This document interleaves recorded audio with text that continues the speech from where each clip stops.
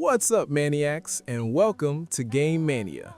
In this next episode, we will discuss the glorified story of Clair Obscur, Expedition 33, and understand why this is the game of the year 2026. Enjoy.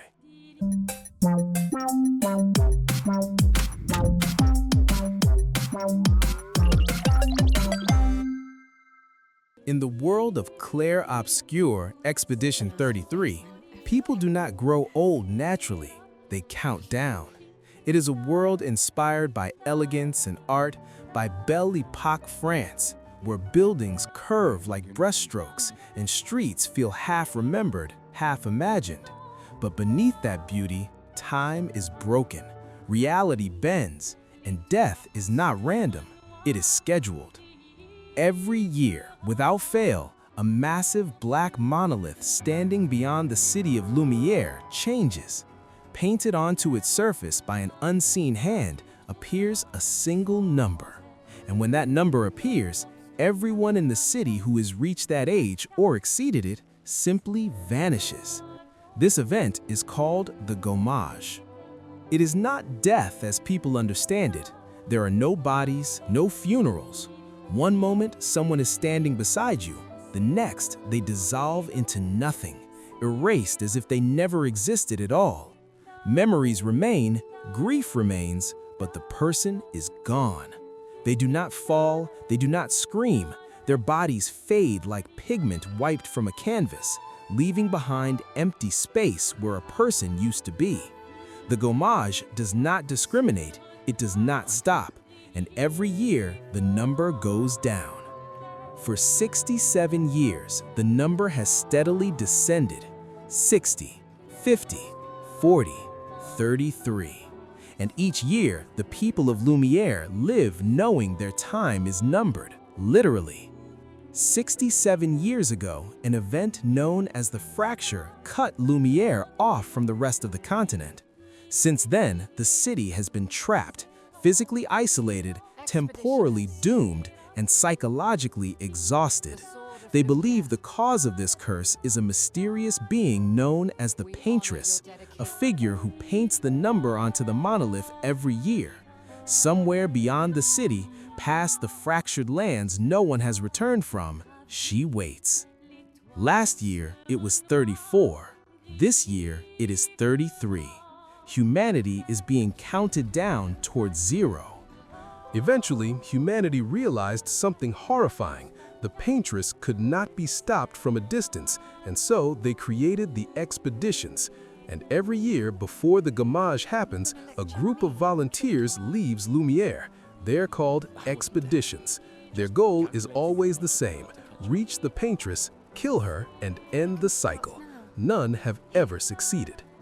Expedition members are not heroes chosen by fate. They are people with nothing left to lose. All previous expeditions failed. Their bones, journals, weapons, and half-written thoughts still litter the continent. Many of them didn't fail because they were weak. They failed because the truth broke them. This year's mission is called Expedition 33. Among them is Gustav, a calm, reflective engineer who has spent his life maintaining a city that cannot be saved. He joins after watching Sophie, someone he loved, turn to dust before his eyes, simply because she was 1 year older than him. He is 32. He has 1 year left. Gustav has spent his life trying to build a future in a world without one. This number is a breaking point. That moment seals his decision. Gustav joins Expedition 33, not because he believes he will survive, but because doing nothing would mean accepting a world built entirely on waiting to disappear. Alongside him are others carrying their own reasons to leave. Maëlle, his foster sister, barely old enough to understand the cost of the journey and refuses to accept that this is how the world must be. Lune, a scholar obsessed with uncovering the truth behind the curse, withdrawn and symbolic, deeply attuned to the strange forces shaping reality. Skyle, a warrior who hides fear behind warmth, using humor as a shield against terror. They depart Lumiere knowing no expedition has ever come back. The moment they reach the mainland, reality shatters, and almost immediately, everything goes wrong. The expedition is attacked almost immediately by grotesque, towering creatures, beings that feel less like monsters and more like remnants of something broken.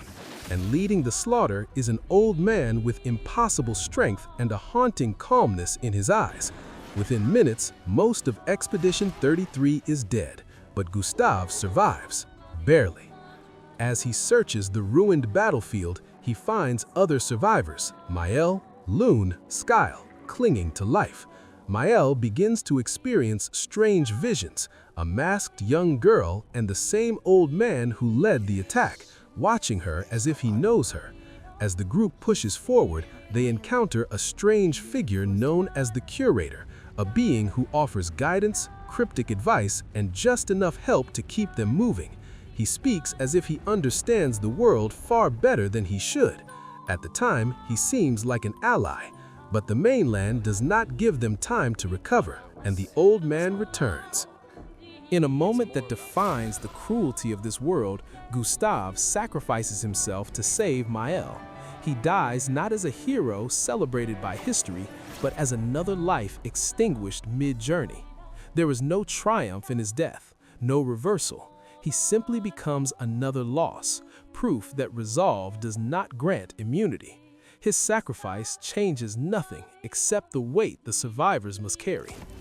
With Gustav gone, the expedition continues out of necessity, not hope.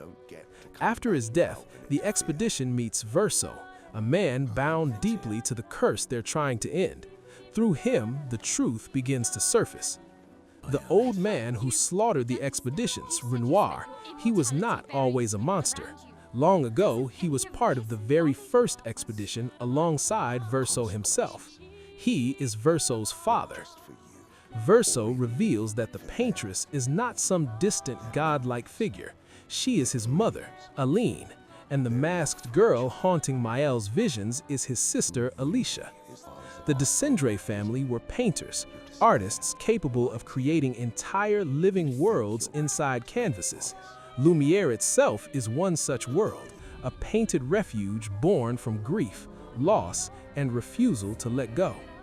The family was granted immortality by the Paintress, bound to the monolith and the cycle it enforces. Renoir protects the Paintress because to lose her would mean losing his family. Verso, cursed with endless life and endless regret, wants the opposite. He wants the cycle to end, even if it kills them all. Aline, the Paintress, did not create the gamache.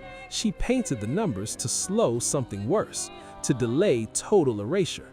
She granted immortality to her family to anchor the canvas. Renoir protects her because without her, the world collapses. As the expedition learns more, they discover the Paintress is protected by an impenetrable barrier.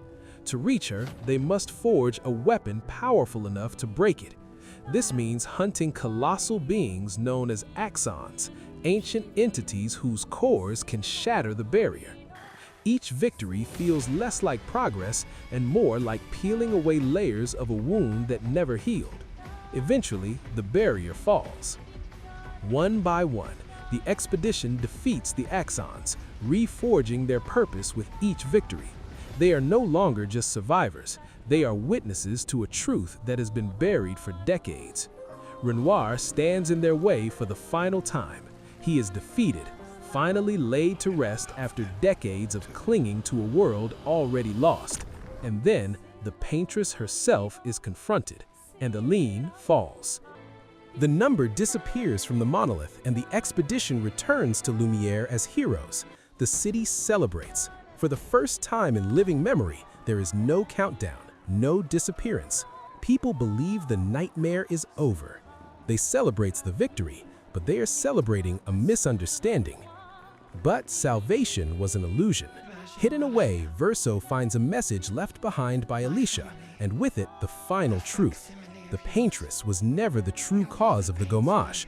The truth emerges too late. The Curator was the true architect of the erasure.